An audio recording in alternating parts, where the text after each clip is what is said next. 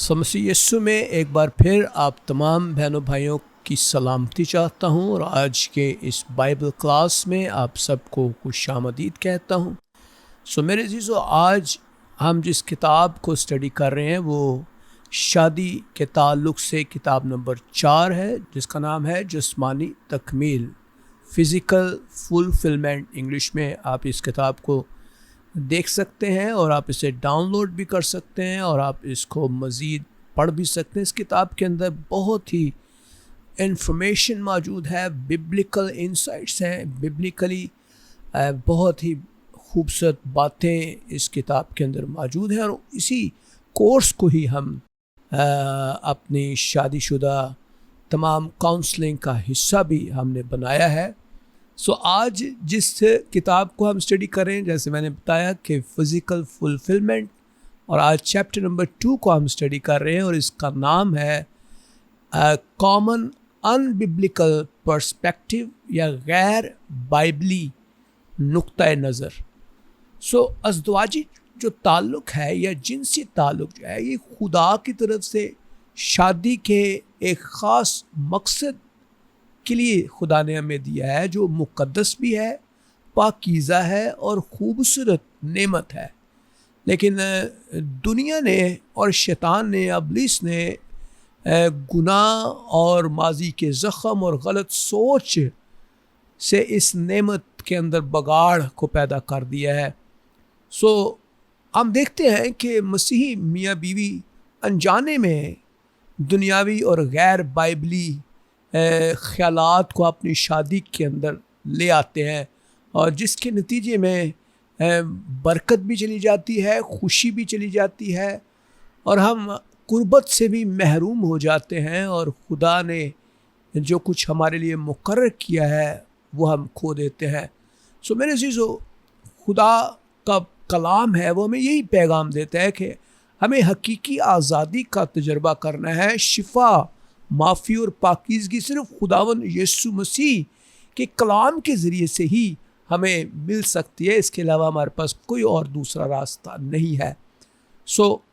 आज इस तमाम प्रोग्राम का जो मरकज़ी ख़्याल है वो ये है कि हमें जिनसी ताल्लुक़ के बारे में अपना जो नज़रिया है दुनिया या मीडिया या माजी के तजुर्बात या ज़ाती ख्वाहिशात से नहीं लेना, बल्कि सिर्फ़ खुदा के कलाम ही से हमें यह हासिल हो सकता है। पॉइंट नंबर 1 जो आज स्टडी कर रहे हैं वो है दुनियावी नुक्ता नज़र क्या है, वर्ल्डली पर्सपेक्टिव्स क्या है इसके। दुनिया जो है मुसलसल खुदा के पाक और मुक़द्दस मंसूबे को बगाड़ती आ रही है, जिसमें मीडिया है, जिसमें पोर्नोग्राफी है, फ़िल्में हैं, इंटरनेट है, फहश नगारी है, फहश मवाद है और इसी तरह इश्तिहारात हैं, दुनियावी तालीमात हैं। इंसान की सोच जो आलूदा हो चुकी है। मसीहों को चाहिए कि वो अपनी सोच को खुदा के कलाम के मुताबिक जो है वो महफूज रखें और यही हमारा अव्वलीन फ़र्ज़ है और हमारी ड्यूटी है। खुदा के कलाम में तीतस पहला बाब उसकी 15वीं आयत में लिखा है, पाक लोगों के लिए सब चीज़ें पाक हैं, मगर गुनाह आलूदा और बेईमान लोगों के लिए कुछ भी पाक नहीं, बल्कि उनकी अक्ल और दिल दोनों आलूदा है।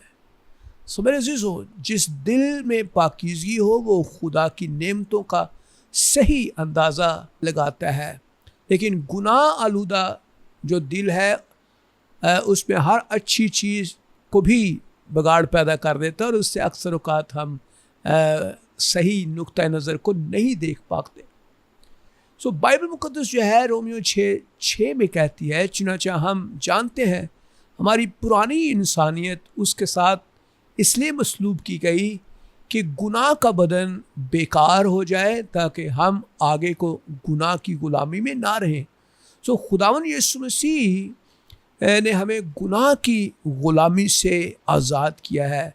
ईमानदार अब गुनाह का ग़ुलाम नहीं है, बल्कि मसीह में वो एक आज़ाद शख्सियत है। और खुदा के कलाम में पहला यूहन्ना 2 बाब उसकी 15वीं आयत में लिखा है, ना दुनिया से मोहब्बत रखो, ना उन चीज़ों से जो दुनिया में है। जो कोई दुनिया से मोहब्बत रखता है उसमें बाप की मोहब्बत नहीं है। सो अगर हम दुनिया से मोहब्बत करेंगे तो खुदा की मोहब्बत हमारे अंदर से ख़त्म होती चली जाएगी और हमारा दिल कमज़ोर होता चला जाएगा। सो बाइबल मुक़द्दस हमें बड़ी वाज़िया तालीम देती है।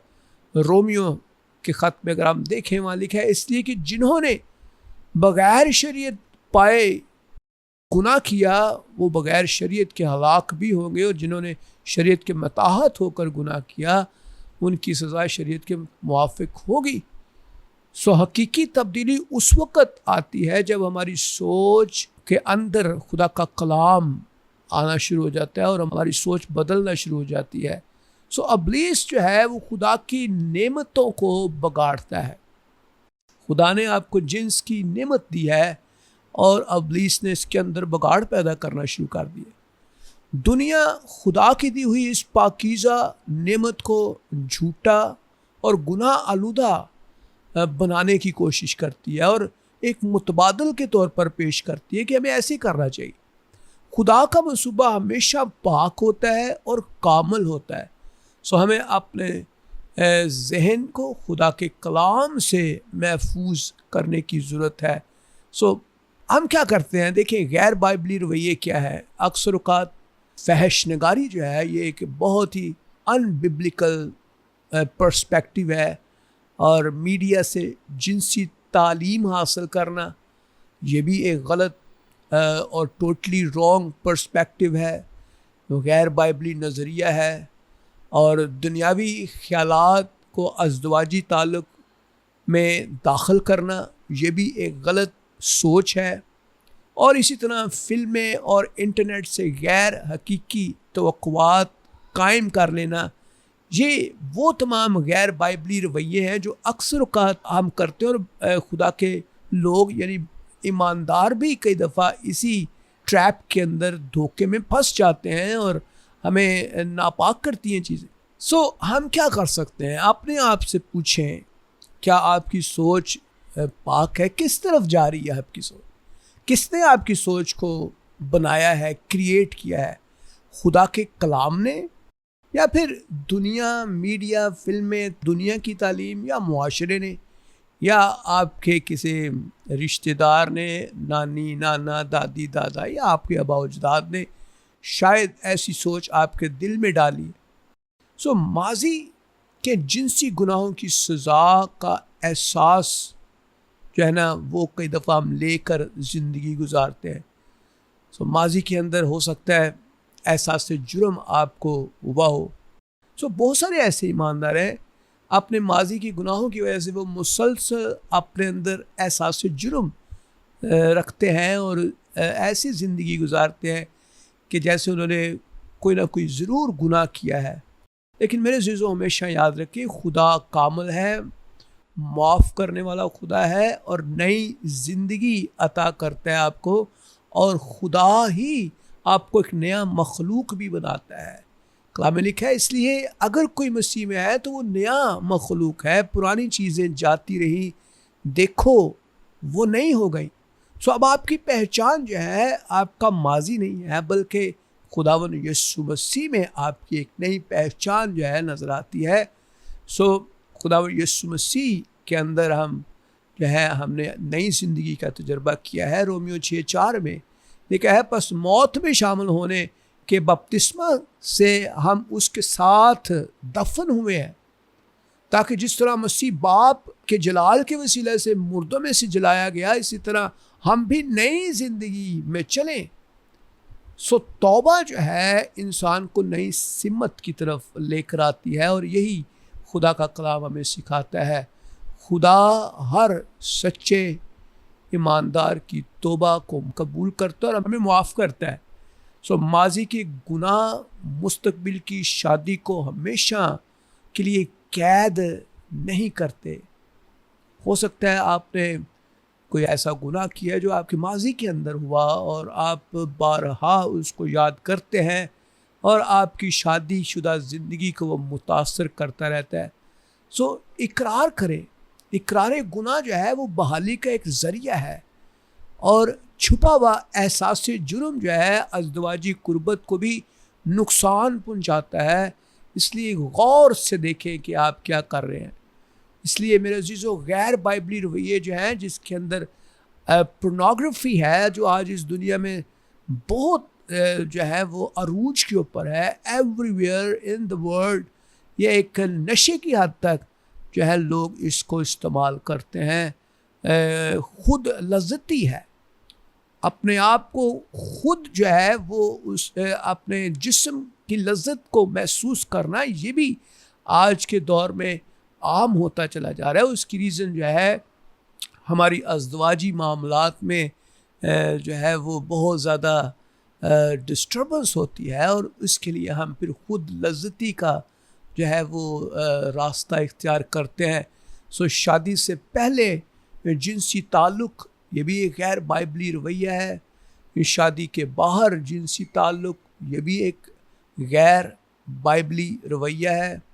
और फहश ख्यालात को शादी में लेकर आना, ये भी एक गैर बाइबली और टोटली बाइबल के अगेंस्ट रवैया है। आप ज़रा गौर करें, क्या मैंने वाकई खुदा की माफ़ी को कबूल किया है? क्या मैंने अपने माजी में तमाम गुनाहों का इकरार किया है? क्या मैंने अपने शरीक हयात का मुआजना माजी के किसी शख्स के साथ, किसी औरत के साथ किया है या करता हूँ, आज भी करता हूँ? So think about that. May be शायद आप अभी भी अपनी अज़दवाजी बंधनों में अपनी बीवी का मुआवजना शायद किसी औरत से करते हैं, या फिर माजी में किसी औरत से कर रहे होते हैं, या फिर किसी और शख्स के साथ अपने खावन का मुआवजना करती हैं। सो पॉइंट नंबर 3 जो आज हम सीख रहे हैं वो है माजी के ज़ख्मों का कैदी बन जाना। कई दफ़ा माजी के अंदर जो ज़ख्म हमें मिलते हैं, हम उन ज़ख्मों की कैद के अंदर ज़िंदगी गुजारते हैं। सो अगर किसी शख्स के साथ माजी में जिनसी ज़्यादती हुई है या बदसलूकी हुई है, तो उस दर्द में हम जीना शुरू हो जाते हैं और वो एक कैद बन जाती है हमारे लिए। सो मेरे चीज़ों, शिफा खुदावंद यीशु मसीह आपको देता है। मसीह खुदावंद शिफा देने वाला खुदावंद है। और अक्सर हम जब इस तज़ब्ज़ुब का शिकार होते हैं और इस मुसीबत के अंदर ज़िंदगी गुजारते हैं, तो इब्लीस हमें कभी आगे नहीं बढ़ने देता। सो बाइबल मुक़द्दस खुदा के कलाम में लिखा है इफिसियों 4:31 के अंदर, हर तरह की तलख मजाजी और कहर और गुस्सा और शोर गुल, बदगोई, हर किस्म की बदखाही तुमसे दूर की जाए, और एक दूसरे पर मेहरबान और नरम दिल, जिस तरह खुदा ने मसीह में तुम्हारे कसूर माफ़ किए, तुम भी एक दूसरे के कसूर माफ़ करो। सो हमें जब एक दूसरे को माफ़ कर दिया है, तो खुदावन ने भी आपको माफ़ कर दिया। एक दूसरे को माफ़ करेंगे जैसे खुदावन मसीह यीशु हमें माफ़ कर देते हैं। सो खुदा का कलाम हमें बयान करता है ज़बूर 147 में, वो शिकस्ता दिलों को शिफा देता है और उनके ज़ख़म बांधता है। हालेलुया। सो अगर आपके साथ जिनसी ज़्यादती हुई है, या हो सकता है जिनसी ताल्लुक़ आपने बनाया है खुदा की मर्ज़ी के बग़ैर, कलाम से हट के, तो खुदा की मर्ज़ी के अंदर चलने से आपको माफ़ी मिल सकती है। So we have learn this thing कि दर्द को छुपाना शिफा नहीं है, बल्कि दर्द का इलाज खुदावंद यीशु मसीह, खुदा के कलाम के अंदर से हमें मिलता है। और जब हम अपने आप को एक्सपोज करते हैं खुदा के आगे, तो खुदा हमें माफ़ करता है। सो कड़वाहट जो है वो शादी को तबाह कर देती है।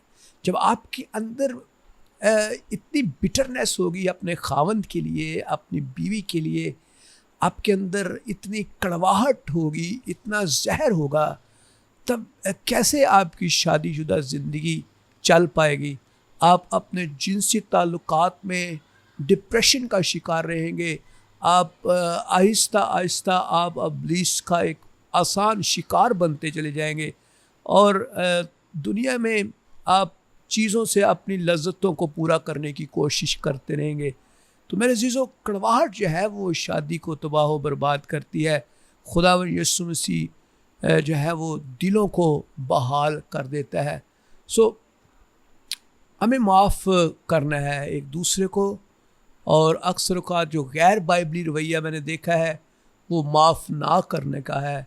हम माफ़ नहीं करते, हम अपने दिल में रंजिशों को रखते हैं, माजी के ज़ख्मों को छुपाते रहते हैं, अपनी शनाख्त को माजी के दर्द के साथ वाबस्ता कर लेते हैं और कड़वाहट में जीना शुरू कर देते हैं। हर वक्त हम अपने माजी को कुरेदते रहते हैं और इस तरह से हमारी ज़िंदगी अजीरन बन जाती। सो गौर से देखें, क्या आप उन लोगों को माफ़ कर रहे हैं जिन्होंने आपको ज़ख्मी किया, आपके दिल को छलनी किया? क्या मेरा माजी मेरी शादी को मुतासर तो नहीं कर रहा? क्या मैंने खुदा से शिफा को मांगा है? सो मेरे अज़ीज़ों, इंतकाम के तौर पर जिनसी ताल्लुक़ का इस्तेमाल करना बंद कर दें, और बहुत सारे लोग ऐसे करते हैं। और जब आप अनबिब्लिकल पर्सपेक्टिव को यूज़ करते हैं तो फिर इब्लीस को मौका मिलता है कि आपका शरीक हयात जो है वो जिनसी ताल्लुक़ के लिए गैर मर्द और गैर औरतों के साथ दोस्ती को इख्तियार करे। सम टाइम बाज़ औक़ात ऐसा होता है कि मियाँ बीवी जिनसी ताल्लुक़ को मोहब्बत की बजाय सज़ा या फिर इंतकाम या दबाव डालने के लिए या उसका ज़रिया बना लेते हैं। और कई दफ़ा ऐसा भी होता है कि हम जिनसी ताल्लुक़ इसीलिए इस्तवार करते हैं अपने खामन या अपनी बीवी के साथ, या शायद हमारे अंदर कोई ऐसी कड़वाहट है या फिर हम उसको रोक लेते हैं। सो असल मसला जिस्मानी नहीं है बल्कि ये दिल का मसला है। और खुदा का कलाम हमें बताता है इब्रानियों 13:4 में कि ब्याह करना सब में इज़्ज़त की बात समझी जाए और बिस्तर बेदाग रहे, क्योंकि खुदा हरामकारों और ज़ानियों की अदालत करेगा। सो हकीकी शिफा जो है वो दिल से शुरू होती है, और माफ़ ना करना अज़दवाजी कुर्बत को ख़त्म कर देता है।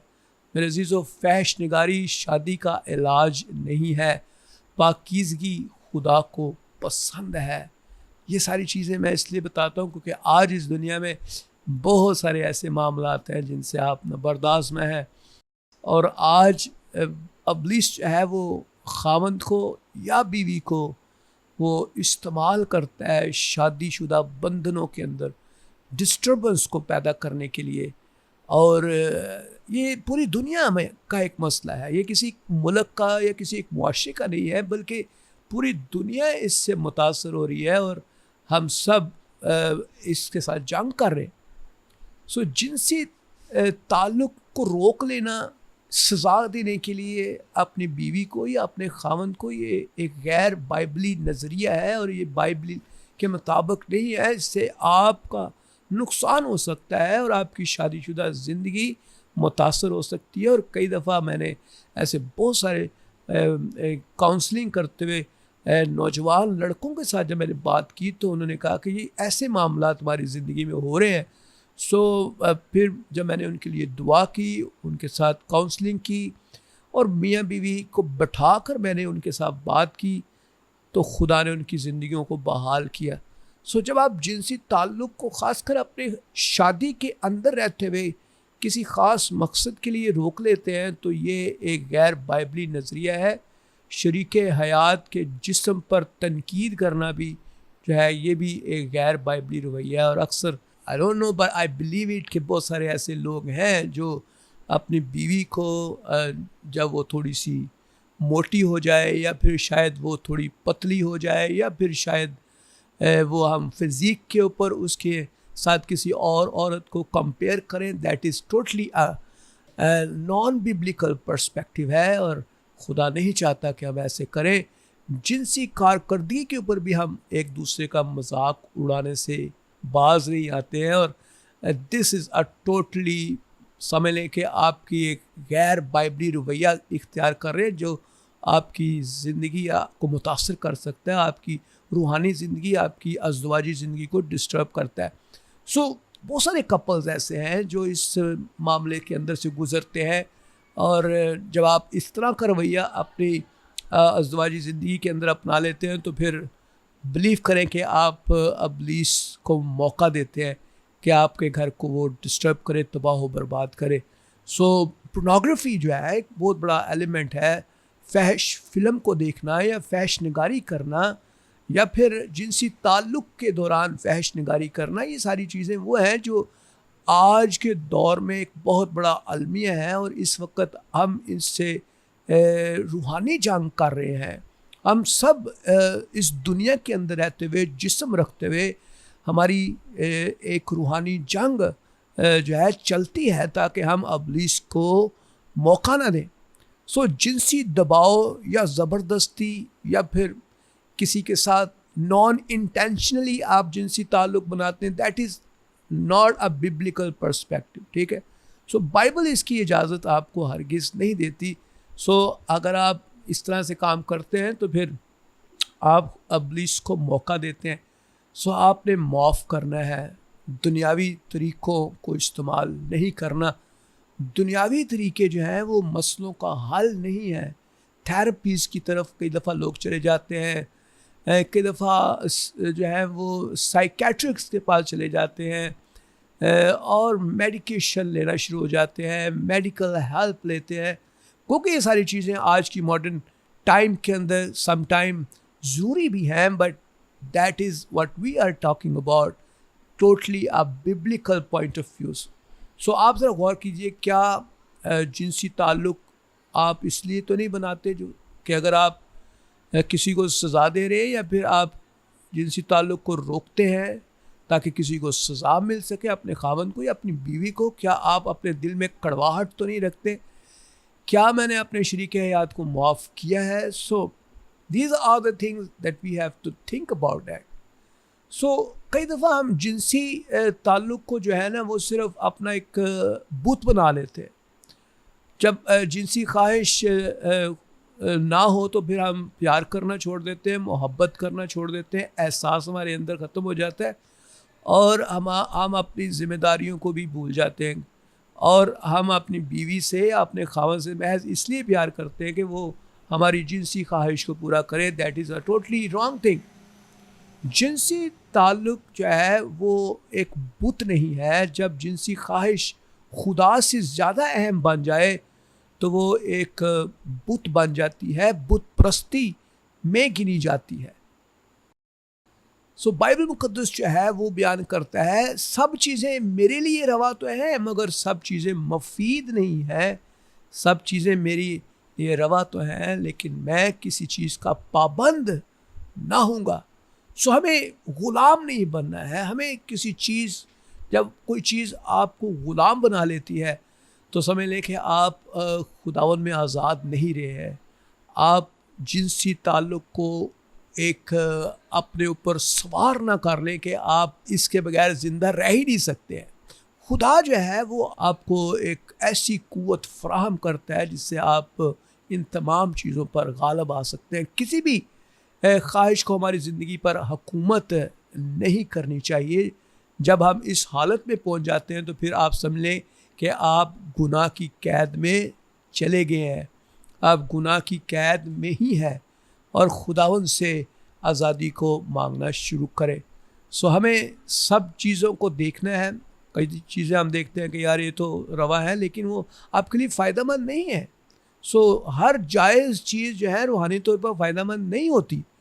कुछ चीज़ें तो हम देखते हैं कि यार ठीक है, हमें साइंटिफिकली या फिर सोशली हमारे लिए वो ठीक है, बट वो रूहानी तौर पे आपके लिए फ़ायदेमंद नहीं है। सो खुदा का कलाम हमें बयान करता है कि कोई भी शख्स जो है वो दो मालिकों की खिदमत नहीं कर सकता। आप सिर्फ़ और सिर्फ एक वक्त में खुदा ही की इबादत कर सकते हैं।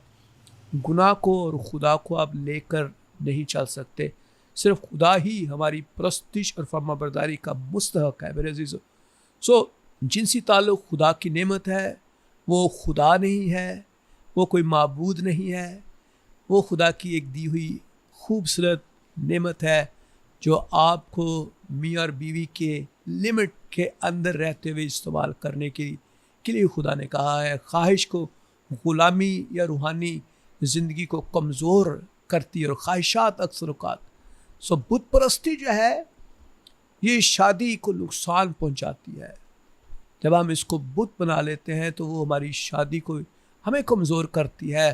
फिज़िकली तौर पे भी, मेंटली भी हम ग़ुलामी की तरफ जाते हैं, अपनी ख्वाहिशात के ग़ुलाम हो जाते हैं।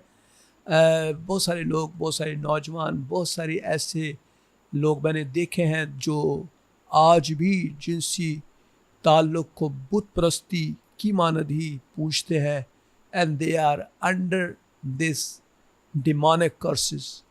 सो मोहब्बत कभी भी जोड़ तोड़ या कंट्रोल का ज़रिया नहीं होनी चाहिए। मोहब्बत मोहब्बत है। अगर आप अपनी बीवी से या खामन से मोहब्बत करती हैं या करते हैं तो फिर आपको अपनी बीवी के साथ या बीवी को खामन के साथ उसको ब्लेसड करना है, क्योंकि ये बॉडी जो खुदा ने आपको दी है वो आपकी खामन और बीवी की मुख्तार है, और वो आपके लिए नहीं बल्कि आप जो है आपका खामन या आपकी बीवी उसके हकदार है। So you have to be like a servant and a serving heart. ठीक है।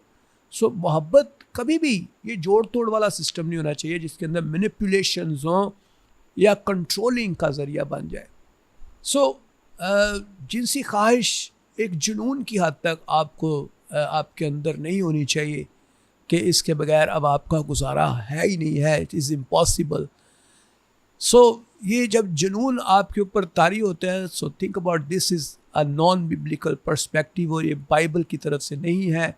इसलिए थिंक अबाउट दैट। हमेशा कोई भी खाली जगह जो है वो जब आपके अंदर पैदा होती है तो उसके भरने के लिए दो ही कुव्वतें इस दुनिया में हैं, या तो वो अबलीस का घर बनती है या फिर खुदा की हजूरी वहाँ पे रहती है। सो खाली जगह ना छोड़ें। जब भी कोई खाली जगह होती है तो अबलीस फ़ौरन उसके ऊपर ऑक्यूपाई करने की कोशिश करता है। हमेशा अपनी बीवी और अपने खामन के साथ एक अच्छे ताल्लुक़ के अंदर रहें। सो जिनसी ताल्लुक़ को बुत ना बनाएं, दूसरे लोगों से अपने शरीक हयात का मुआजना करना बंद कर दें। This is totally a demonic. और शहवत परस्ती करना भी बंद कर दें। जिनसी ताल्लुक़ के ज़रिए लोगों को, अपनी बीवी को या अपने खावन को कंट्रोल करना बंद कर दें। This is totally a wrong attitude, जिससे आपके घर में खावन या बीवी दोनों ही किसी न किसी गलत ट्रैक के ऊपर चले जाएंगे और उसका नतीजा फिर आपके घर में तबाही का सबब बनेगा। सो इंतकामन ये काम करना भी बंद कर दें।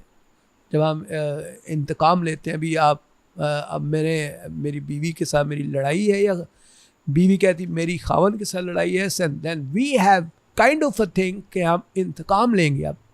सो ऐसे जो है हमारी ज़िंदगी में ताल्लुकात ख़राब होते हैं। माफ़ी मांगने की बजाय सिर्फ जिनसी ताल्लुक़ इस्तेमाल करते। ठीक है। सो हमें माफ़ी मांगनी है, शरीक हयात का तबादला नहीं करना है। Swapping is not allowed in the Christian marriage. लज्जत को खुदा से ज़्यादा अहम ना दें। जो खुद लज्जती है ये भी अबलीस की तरफ से है, और ये खुदा नहीं चाहता कि आप इन कामों में पड़ें। सो ये सबक जो है ये बहुत इम्पॉर्टेंट चैप्टर था जो आज हमने सीखा है, जिसके अंदर हमने बहुत इम्पॉर्टेंट पॉइंट्स को स्टडी किया है। खुद लज्जती खुदा की तरफ से नहीं है, फैशनगारी अबलीस की तरफ से है। शादी से पहले कोई भी जिनसी ताल्लुक़, चाहे वो एक्साइटमेंट के लिए है या फिर फ्रेंडशिप के ज़माने में आता है, या फिर सिंपली एक कैजुअल एटीट्यूड है, या फिर जो भी चीज़ें हैं, शादी से बाहर जिनसी ताल्लुक़ अबलीस का एक घर बनता है। मीडिया से जिनसी तालीम हासिल करना बंद कर दें। खुदा ही है जो आपको सब बरकतें फराम करता है। फहश मवाद जो है ये शादी में लाना बिल्कुल ऐसे ही है जैसे एक बहुत ही साफ़ सुथरे खूबसूरत और मीठे पानी में आप नाले के पानी के कतरे डालना शुरू कर दें और फिर आप कहें कि इसे पी लो। So this is kind of a thing. So शरीक हयात को दूसरों से मुआजना करना बंद कर दें। जिनसी ख्वाहिश को जुनून ना बनाएं। जिनसी ताल्लुक़ बुत परस्ती ना बनाएं। इसको जिनसी ताल्लुक़ को सज़ा या इंतकाम के लिए इस्तेमाल ना करें। शरीक हयात की तज़लील करना बंद कर दें। माफ़ करें, कड़वाहट को अपने अंदर से दूर करें। खुदा के मंसूबे की बजाय दुनिया के तरीक़ों पर चलना बंद करें। खुदा के मुकर्रर करदा लिमिट्स जो खुदा ने दी हैं, हदूद बांधी हैं, उससे बाहर जिनसी रवैया इख्तियार बिल्कुल ना करें, शरीक हयात का तबादला ना करें। आज अमेरिका यूरोप में ऐसे होता है और this is a totally demonic है। सो हकीकी तौबा की बजाय जिनसी ताल्लुक़ को मसला हल करने का ज़रिया ना बनाएं, तौबा करें, ये सबसे बेस्ट हाल है। माजी के ज़ख्मों से निकल आएँ, गुनाहों में मौजूद शादी पर हावी ना होने दें उसको, ठीक है। सो ये बेसिक पॉइंट्स जो आज हमने सीखे हैं, अपने तौर पे आप देखें क्या आप इन तमाम चीज़ों से तो नहीं गुज़र रहे।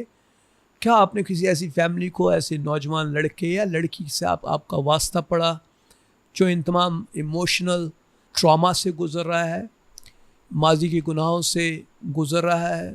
आप देखें क्या मैंने अपने माजी के गुनाहों में हकीकी तौबा की है, क्या मैं अब भी एहसास जुर्म में ज़िंदगी गुजार रहा हूँ, क्या मैंने उन लोगों को माफ़ किया जिन्होंने मेरे साथ ज़्यादती की है, दुख पहुँचाया है, क्या पोशीदा तौर पर फहश नगारी या शहवत से मैं जदोजहद तो नहीं कर रहा। Some time we do that but God is looking at you, और खुदा आपको आज़ाद करता है। कभी भी किसी भी चीज़ को जब आप खाली जगह छोड़ेंगे तो डेफिनेटली इब्लीस उसको भरेगा। तो मेरे अजीज़ों, ये चीज़ें मैं इसलिए आपको बड़ी ब्लंटली और बड़ी क्लियरली ये चीज़ें बता रहा हूँ ताकि आप इन चीज़ों को सीखें और लोगों को भी सिखाने का सबब बने। सो क्या जिनसी ख्वाहिश मेरी ज़िंदगी में खुदा से ज़्यादा अहम तो नहीं है? हम सब चीज़ें छोड़कर क्या हम इन चीज़ों के लिए भागते तो नहीं है? खुदा, दुआ, परस्तिश, इबादत, सब चीज़ें।